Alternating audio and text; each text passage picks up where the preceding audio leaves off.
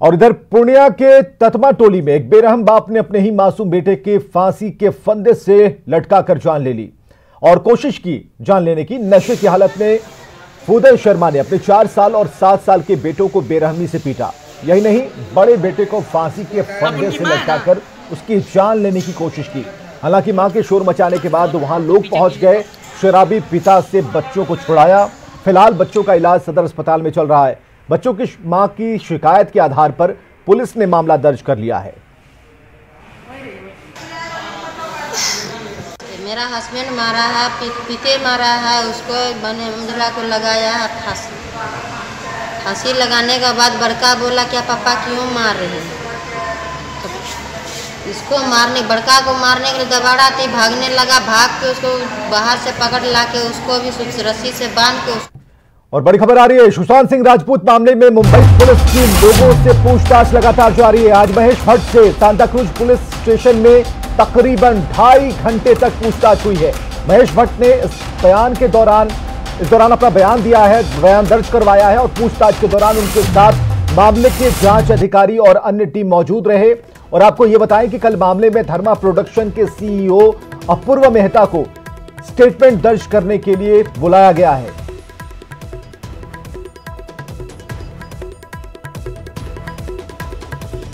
तो ये तस्वीरें आप देख पा रहे हैं, यहां महेश भट्ट आपको दिखेंगे गोल घेरे में, जिन्हें बुलाया गया था पूछताछ के लिए। उनसे पूछताछ हुई है, तकरीबन 2.5 घंटे तक उनसे सवाल पूछे गए हैं इस पूरे मामले से जुड़े हुए। और सुशांत सुसाइड केस में पूछताछ का क्रम लगातार जारी है और कोशिश की जा रही है। जांच जो अधिकारी हैं, जांच टीम है, वो चाहती है कि जल्द से जल्द सभी सबूतों को, साक्ष्यों को सामने लाया जाए और इस पूरे मर्डर मिस्ट्री जिसे कहा जा रहा है उसकी गुत्थी को सुलझाया जाए। तो महेश भट्ट से पूछताछ हुई है और 2.5 घंटे तक लगातार पूछताछ हुई। और इसी मामले में कंगना रनौत के वकील ने मुंबई पुलिस कमिश्नर को चिट्ठी लिखी है और इसमें 6 महीने के डंप डेटा को कब्जे में लेने की मांग की गई है। साथ ही सुशांत के घर के साथ घर के सामानों को सील करने की मांग की गई है। तो इस सुशांत सिंह मामले में एक चिट्ठी लिखी गई है, कंगना रनौत के वकील ने लिखी है और 6 महीने के डेटा को फिर से एक बार देखने की बात कही गई है। मुंबई पुलिस कमिश्नर को यह चिट्ठी लिखी गई है। तो कंगना रनौत के वकील ने यह चिट्ठी लिखी, सुशांत सिंह मामले को लेकर यह चिट्ठी लिखी गई है।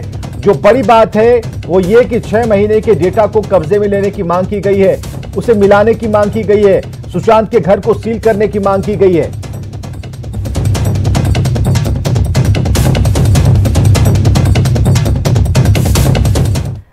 और रुक करते हैं बड़ी खबरों के बाद बिहार में एक और बड़ी खबर, जहां कोरोना का रफ्तार बढ़ रहा है। कोरोना के बढ़ते हुए जो मरीजों की संख्या है वो आपको चौंका देगी। बिहार में 2192 नए कोरोना संक्रमित मरीज मिले हैं। अब तक की अगर हम बात करें, कुल संक्रमितों की संख्या 41,111 हो गई है। स्वास्थ्य विभाग के आंकड़ों के मुताबिक पटना में 553 कोरोना के नए मरीज मिले हैं।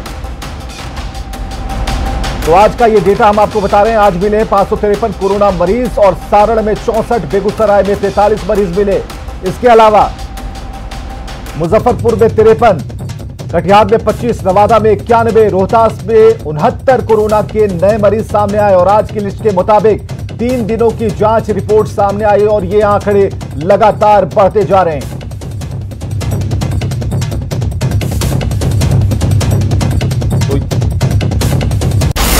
मधेपुरा में 2 कोरोना मरीजों की मौत हुई है। इस वक्त की और बड़ी खबर हम आपको बता रहे हैं मधेपुरा से, जहां 2 कोरोना मरीजों की मौत हुई। जेके टीएमसीएच में भर्ती मरीज की मौत हुई है। अररिया और कटिहार के दोनों मरीज रहने वाले थे और 6 जिलों के मरीजों के लिए जेके टीएमसीएच अस्पताल उनकी सुरक्षा के लिए, उनके जीवन को बचाने के लिए लगातार प्रयास कर रहा है। लेकिन इस बीच एक बड़ी खबर आ रही है जिससे हम आपको बता रहे हैं कि मधेपुरा में 2 कोरोना मरीजों की मौत हुई है। और इससे और जानकारी मिल पा रही है कि जेके टीएमसीएच में भर्ती थे ये दोनों मरीज जिनकी मौत हो गई कोरोना से। अररिया और कटिहार के ये दोनों मरीज रहने वाले थे।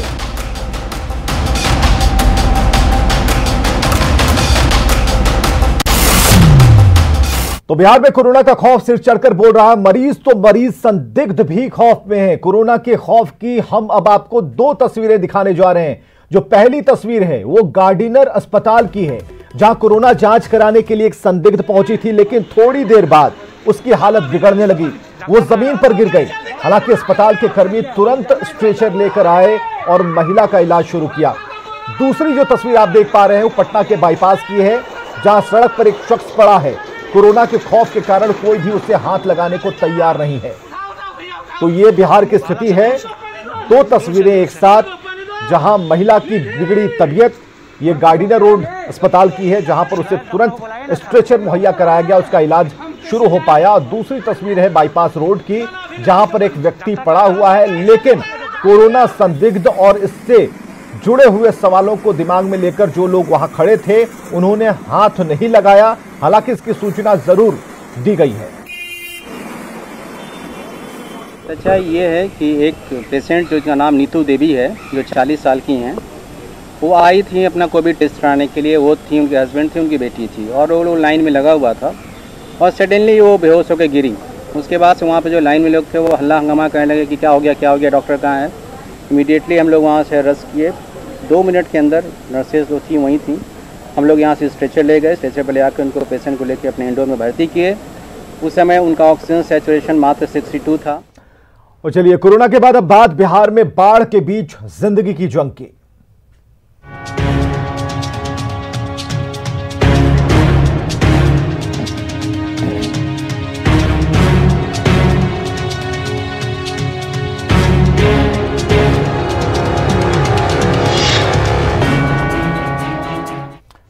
तो गोपालगंज की बात सबसे पहले, जहां गंडक का जलस्तर पहले से थोड़ा कम हुआ है, लेकिन लोगों की मुश्किलें कम नहीं हो पा रही हैं। यहां बाढ़ से जूझ रहे लोगों को बाहर निकालने के लिए एनडीआरएफ की टीम लगातार रेस्क्यू ऑपरेशन चला रही है।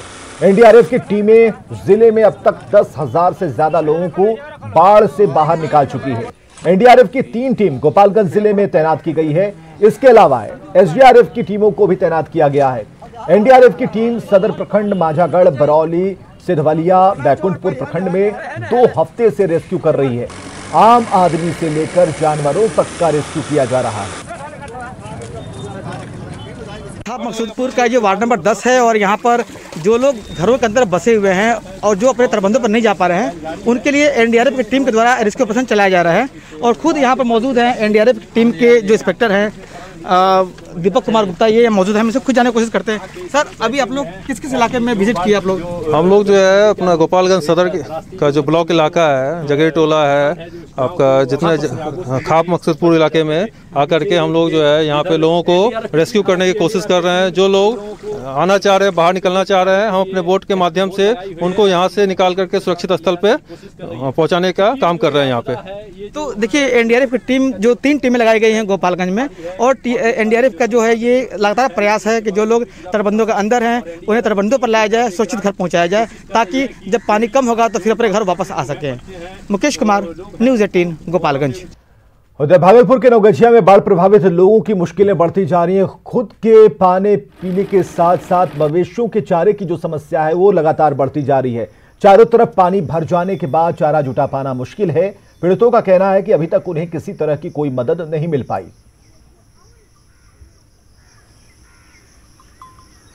इंतजाम तो ऐसे घास भूसा कास उस काट करके खिला रहे हैं, और पूरा गांव कट गया है। हम लोग यहाँ रोड पे NH 106 पर रह रहे हैं, खोपड़ी उपड़ी बांध करके।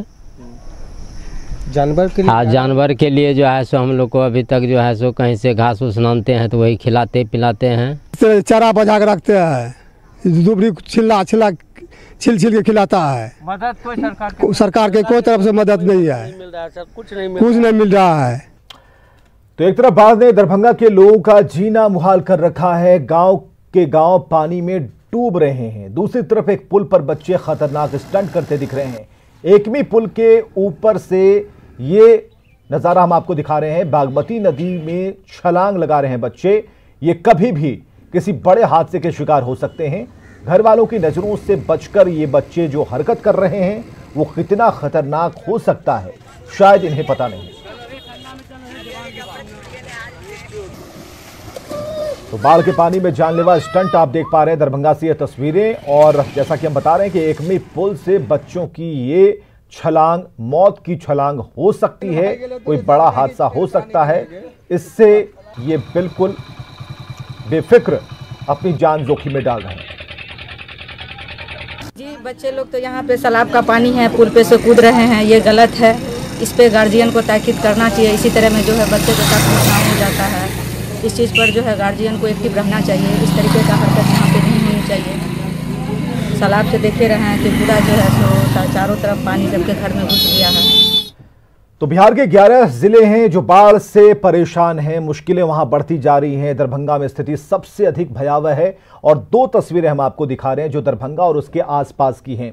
जो पहली तस्वीर है वो केवटी प्रखंड के डुंगरी और गुठली के बीच बड़ेला चौर के सीमा बांध की है, जहां 10 फीट तक बांध टूटा है।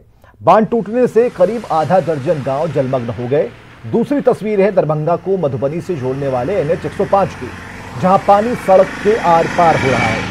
पानी की खतरनाक धार के बीच लोग आने जाने को विवश हैं और ये 2 तस्वीरें ये बता रही हैं कि किस तरीके से मुश्किलें अब बढ़ती जा रही हैं।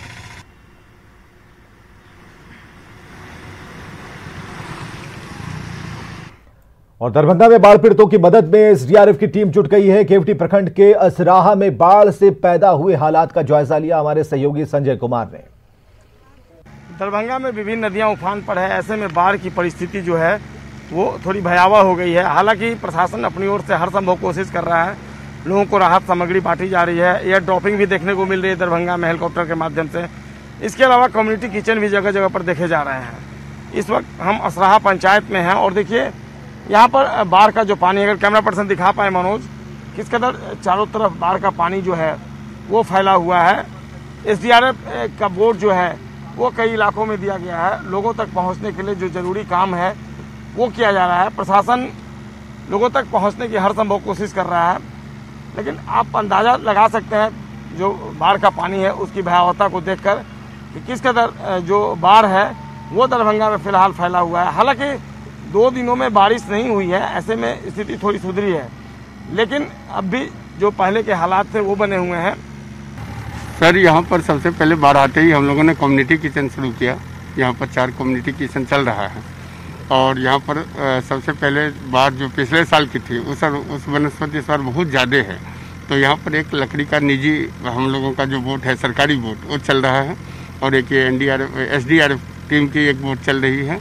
2 बोट हम दिए हैं। आबादी सघन है तो दिक्कत लोगों की होती है, लेकिन उतनी परेशानी नहीं है। हर साल हमारे यहाँ तालाब से सारी तरफ संपर्क टूट जाते हैं और इस बार भी पानी हर साल से ज़्यादा पानी यहाँ आया है।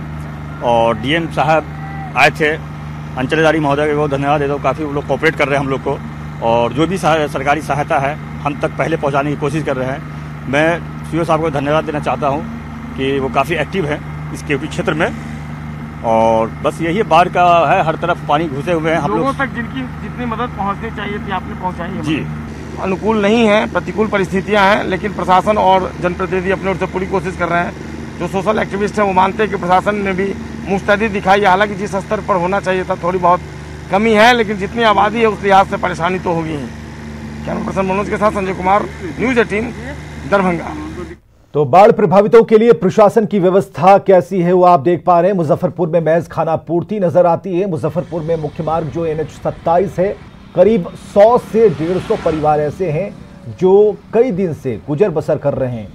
कांटी प्रखंड में बूढ़ी गंडक के पानी से आई बाढ़ की वजह से ग्रामीणों ने NH पर सहारा बना लिया है, आशियाना बनाया है अपना। बाढ़ प्रभावितों को प्रशासन की तरफ से 2 वक्त का खाना मिल जाता है, लेकिन मवेशियों के चारे के लिए कोई व्यवस्था नहीं। वहीं लोगों को शुद्ध पेयजल भी नहीं मिल पा रहा और यहां तक कि प्रशासन की तरफ से बाढ़ प्रभावितों के बीच प्लास्टिक और तंबू का भी वितरण नहीं किया गया। कोई व्यवस्था नहीं, ये पानी प्लास्टिक दे है सब, कोई चीज नहीं। अपना घर से प्लास्टिक, पुरान प्लास्टिक है तो परुक वाला उहे रख के अपना समय निकाल रहे हैं। खाना पीना का इंतजाम कैसे हो रहा है? खाना पीना के 2 टाइम मिलता है, 11 बजे रात में, 2 बजे दिन के बाद। बाहर आला के बाद तो ये भूख मरई छी रोड पर भूख मरई छी। अब ये खाना सरकारी तो कहियो 2 बजे रात में, कहीं 2 बजे दिन में। एक बार सब भूखे आती है बैठ। सरकार अभी कोई सुविधा नहीं दिया है। खाने का इंतजाम तो किया है? खाने के इंतजाम 2 टाइम मिल रहा है, दाल भात सब्जी। एक बजे रात में। उसके अलावा रहने होने के लिए पन्नी प्लास्टिक के साथ। इधर पूर्णिया के गुलाब बाग अनाज मंडी में बारिश का पानी भर गया, जिससे कारोबारियों को काफी परेशानियां हो रही हैं। इस मंडी का जायजा लिया हमारे सहयोगी राजेंद्र पाठक ने। पूर्णिया की गुलाब बाग मंडी नॉर्थ ईस्ट की बड़ी अनाज मंडी है। एक तरफ लॉकडाउन के बीच इस मंडी की जवाबदेहियां बढ़ गई हैं, कारोबार बढ़ गया है, तो दूसरी ओर जल जमाव की वजह से यहाँ के जितनी साइड की सड़कें हैं, जहाँ से अलग अलग मंडियों में पहुँचने की जगह है, वो पूरी तरह से बदहाल है। शुक्र ये है कि मुख्य सड़क जो है वहाँ ठीक है, इस वजह से आवाजाही हो पा रही है। यहाँ की बदहाली को लेकर के लोगों में काफ़ी नाराज़गी है और जो स्थानीय लोग यहाँ की बदहाली के बारे में बताते हैं, हम जरा उनसे सुनाना चाहेंगे। क्या हाल है? यहाँ हमेशा पानी जमा ही रहता है और गड्ढा भी बहुत है और जाम का भी समस्या पूरा रहता है। वो इस बारे में और यहाँ की बदहाली को दूर करने के बारे में क्या कहते हैं? यहाँ मार्केटिंग यार्ड है, कृषि बाजार समिति। मैंने तुरंत अभी बीच में बात किया था, उसके स्पेशल अफसर मंडल पदाधिकारी हैं और उनको कह करके वहाँ पर उचित व्यवस्था करके और कृषि उत्पादन बाजार समिति में भी नाले की उगाही की जा रही है, ताकि वहाँ के व्यवसायी, किसान, छोटे दुकानदार सबों को सुविधा मिले। जल जमाव के बाद ये नारकीय हो गई है और जिस तरह से यहाँ की जवाबदेहियाँ बढ़ गई हैं लॉकडाउन के बीच और अन्य कृषि कार्यों को लेकर, यहाँ की स्थिति को जल्द से जल्द दुरुस्त किया जाना बहुत ही ज़रूरी है। कैमरामैन मनोज के साथ राजेंद्र पाठक, न्यूज़ 18 पूर्णिया।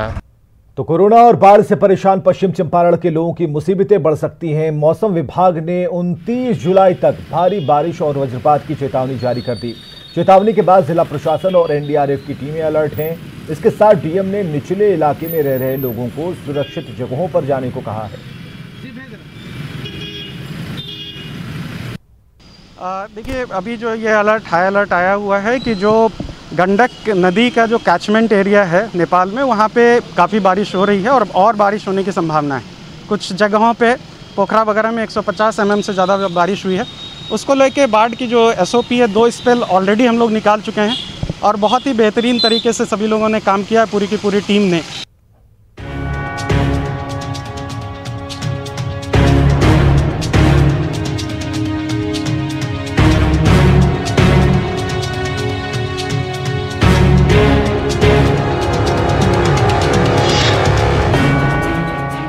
खबरें लगातार जारी हैं, आगे देखिए जोहार झारखंड।